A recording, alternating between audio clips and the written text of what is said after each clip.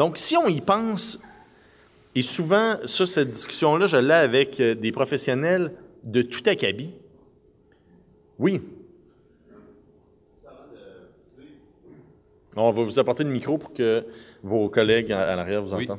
Juste avant de poursuivre, vous parliez de la date de création, la modification, les métadonnées, mais vous n'avez pas peur qu'il y ait des logiciels, on sait que ça existe déjà, qui sont... c'est possible d'aller changer la date de création, c'est possible d'aller changer toutes ces métadonnées-là.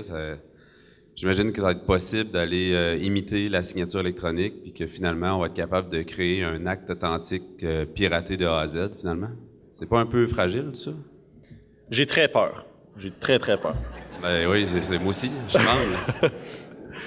Non, c'est une très bonne question, puis c'est souvent les craintes qu'on a face à la nouveauté. On s'interroge quant aux possibilités.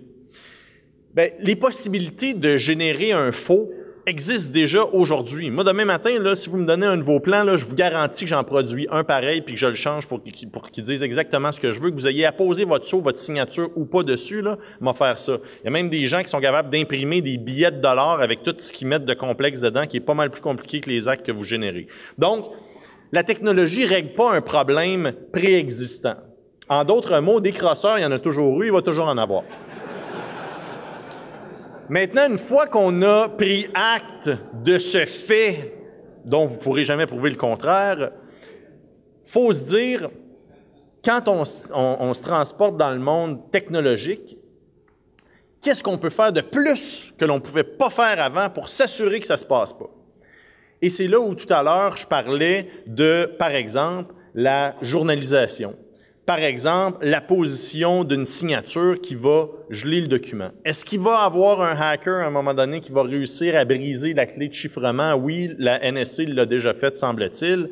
Est-ce qu'ils ont intérêt à le faire pour l'arpentage que vous avez fait de ma maison?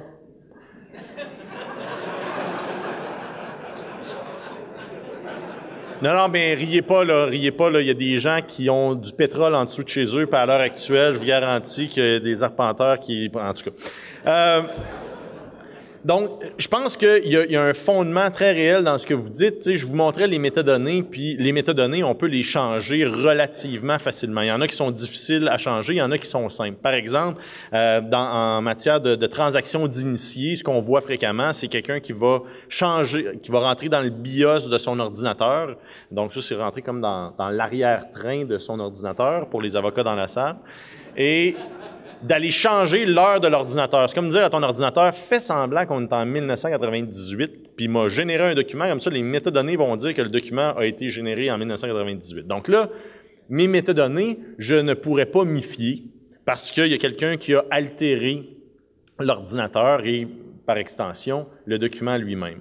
Là où il y a une opportunité, je vais en parler tout à l'heure, c'est ce que j'appelle la conformité par design. Qu'est-ce que la conformité par design? C'est de mettre en place des solutions qui, dès lors qu'elles sont utilisées, empêchent qu'il puisse y avoir des altérations de ce genre-là. Et un des exemples que je vais vous donner plus tard, qui est très futuriste, mais que j'espère que les arpenteurs géomètres vont être les premiers à faire, c'est de mettre en place un info nuagique pour communautaire, dans le fond, pour les arpenteurs géomètres. Et dans un contexte comme celui-là, ce qui arriverait, si un tel info nuagique existait, c'est qu'un peu comme sur votre iPad ou sur vos ordinateurs, vous vous branchez sur un serveur distant, puis là, vous utilisez, mettons, Gmail. Bien, Gmail, c'est un compte courriel un peu comme Outlook sur votre ordinateur, mais il réside sur un serveur distant. On pourrait très bien avoir une application dédiée aux arpenteurs géomètres où vous créeriez vos documents et où les documents créés dans cet environnement-là seraient horodatés, où votre signature serait appliquée et où on aurait une journalisation d'ensemble des actes qui ont eu lieu. Et là, contrairement à l'exemple que je donnais tout à l'heure où je génère un document sur mon ordinateur mais que j'altère les métadonnées, une fois que je me ramasse dans un environnement distant, les mesures de contrôle et la complexité augmentent de beaucoup. Là, il faudrait faire affaire avec un hacker sophistiqué, là, comme mon fils de 8 ans. Là, autrement, ouais. faire sa part, il va toujours avoir un hacker qui va réussir à faire quelque chose. De façon générale, je pense qu'il est possible d'avoir un environnement qui va assurer la conformité dans la majeure partie des cas. Et dans mesure où il y avait un hacker, ben le législateur était très visionnaire il y a des centaines d'années parce qu'il a créé comme procédure la requête en faux. Donc, on pourrait obtenir une déclaration de faux dans un cas comme celui-là. Dans le passé, les déclarations de faux sont liées à une faute, normalement, du professionnel, alors que dans un environnement où on force la conformité par le design de l'environnement, ces faux-là n'existeront vraisemblablement plus à cause du professionnel, mais plutôt parce qu'un tiers va avoir altéré le document. Encore une fois, je suis d'avis que c'est tellement une exception que je suis pas prêt à ce qu'on bâtisse un système sur la foi d'une exception. Je préfère bâtir un système où on le fait pour la règle, où ça devient efficace et productif pour tout le monde, puis que l'exception, on la gère comme telle. Là, je me suis vraiment écarté, là. Laissez-moi revenir. Oh oui! Paragraphe suivant, le législateur vient nous dire dans l'appréciation de l'intégrité, donc comment est-ce qu'on l'apprécie au-delà des métadonnées dont je vous parlais, il est tenu compte notamment des mesures de sécurité prises pour protéger le document au cours de son cycle de vie. Donc, on va se demander comment est-ce qu'on a sécurisé le document. Et là, l'exemple le plus, mettons qu'on fait une gradation des mesures de sécurité mises en place, on aurait le document manuscrit que je laisse traîner dans un centre d'achat. Ça, c'est un document papier non sécurisé d'aucune façon. N'importe qui peut le prendre, le modifier, arracher à moitié. Donc, on comprend que l'intégrité du document n'est pas assurée. Mais le fait qu'elle soit pas assurée ne veut pas dire que l'acte ne soit pas valide. Ça se peut que personne dans le centre d'achat modifie ou déchire ou quoi que ce soit. Ça se peut qu'il reste là et que le document soit intègre malgré tout. Mais mon fardeau de preuve va être drôlement plus important. Si je monte dans ma gradation, ben ensuite, je pourrais penser à un acte qui serait signé devant témoin et conservé dans les classeurs d'un professionnel. Un peu plus loin, je ferais intervenir un officier public pour prendre acte. Arpenteur, géomètre, notaire. Et donc là, on voit une gradation des normes de sécurité qui sont mises en place pour protéger l'acte. Dans le monde technologique, on peut faire la même chose. Si j'ai un document en Word puis que je le dépose sur un serveur partagé où plein de monde dans l'organisation ont accès, ben il est possible que quelqu'un se logue dessus puis qu'il le modifie puis qu'il fasse une altération ou alors qu'il enlève une page ou alors qu'il l'efface au complet carrément. C'est l'équivalent de la feuille dans le centre d'achat. Si on monte d'un niveau de gradation, ben on pourrait avoir un fichier qui a été converti au format PDF et qui serait en lecture seule. Donc, normalement, quelqu'un ne pourrait pas effacer le document, ne pourrait plus altérer le contenu du document. Une étape plus haut, je pourrais rajouter une signature, ou même sans dire une signature pour pas mêler les concepts dont on n'a pas parlé encore, on pourrait chiffrer le document, de sorte que seuls les gens qui ont la clé de chiffrement puissent ouvrir le document en question. Et ultimement, au lieu que le document soit sur un serveur d'organisation, on pourrait le faire héberger par un tiers qui surveillerait absolument tout ce qui se passe autour du document, tous les va-et-vient de tout le monde qui pouvait avoir accès et qui l'enregistre. C'est l'environnement en info nuagique dont je parlais tout à l'heure, où chacun de vous, comme arpenteur géomètre, vous n'avez pas les fonds, ni l'intérêt, ni la capacité de mettre en place un environnement comme ça. Lorsqu'on vous met tous ensemble, la possibilité, elle existe. Il y a même des économies énormes qui pourraient être faites en termes de frais d'hébergement, applications de toutes sortes que vous utilisez à l'heure actuelle, opportunités de standardisation. Donc, il y a une myriade de possibilités dont je parlais tout à l'heure. Mesures de sécurité, c'est de ça qu'on parle. Elle vise à assurer un bon maintien de l'intégrité, mais elle n'en est pas nécessairement garante. Un autre exemple que je donne souvent, c'est pour distinguer la notion d'intégrité et donc de valeur juridique et la notion de sécurité, c'est demain matin, je peux signer un testament au crayon de plomb. Il est tout à fait valide. Mais on s'entend que la sécurité autour de ce testament-là en crayon de plomb est pas excellente.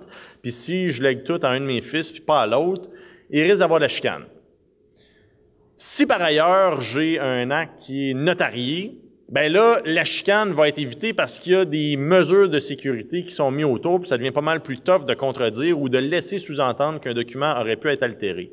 Ça n'affecte pas la valeur juridique. Ça affecte le fardeau de preuve et la capacité de démontrer que le document n'a pas été altéré et donc qu'il a maintenu son intégrité.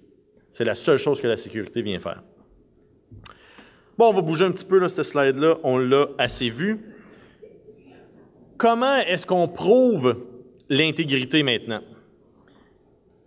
Bien, déjà, le législateur nous donne un break, il dit « Tu n'as pas à prouver l'intégrité. » Et là, je viens de m'emporter, je viens de dire la pire bêtise. Là. Si c'est enregistré sur caméra vidéo, je vous prie d'arrêter immédiatement, d'effacer. On va recommencer après. J'ai dit la pire affaire que je pouvais dire. Oubliez ça, effacez ça de votre tête. OK. Comment est-ce qu'on prouve l'intégrité? Le législateur nous donne un break, puis il vient nous dire qu'il n'y a pas lieu de prouver que le support du document, les procédés, systèmes ou technologies utilisés pour communiquer au moyen d'un document permettent d'assurer son intégrité. Et là, je ne reviendrai même pas sur l'erreur que j'ai faite. Je vais vous faire un zoom. Ce que le législateur vient nous dire, c'est la deuxième partie de l'article précédent que j'ai ajouté sur la notion d'authenticité. Tu n'es pas obligé de me prouver ça. Je veux pas que tu aies à me démontrer que ton support est capable de maintenir la stabilité et la pérennité voulue. Je veux pas avoir de débat d'experts dans ma cour. Là. On va le prendre pour acquis, à moins que l'autre partie prouve que c'est pas à même de le faire. Donc, en termes simples, ce que ça veut dire, c'est on doit encore démontrer l'authenticité.